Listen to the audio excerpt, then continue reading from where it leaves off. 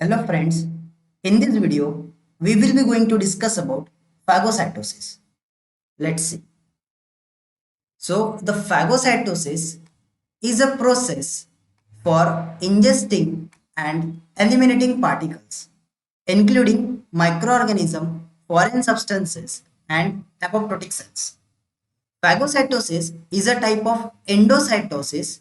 And what is endocytosis?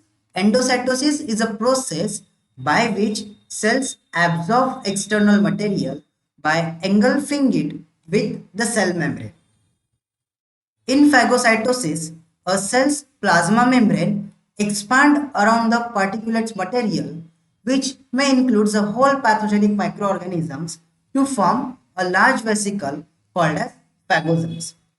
Phagocytosis is a part of immune system. Several types of cells of immune system perform phagocytosis, such as neutrophil, macrophages, dendritic cells, and the B cells are the cells which perform phagocytosis. Now, so here this is a cell and this is a bacterium.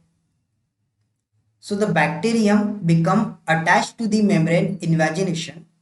This membrane invagination which is called as pseudopodia.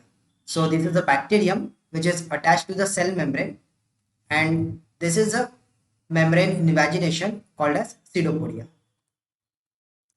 So bacterium is ingested by the cell and they form a phagosome. So here this vesicle like structure is a phagosome. So this bacterium is ingested by cell and it form a phagosome. So this is a phagosome. Phagosome is fused with a lysosome, where lysosome contain so many hydrolytic enzyme lysozyme which digest the bacterium, and the lysosomal enzyme digests the captured material. Here this captured material is a bacterium which is digested by the lysosomal enzyme, and finally that digested products are released from the cells. So this is the process of phagocytosis. Thanks for watching. For more such videos, please subscribe to the Biowallah. Thank you.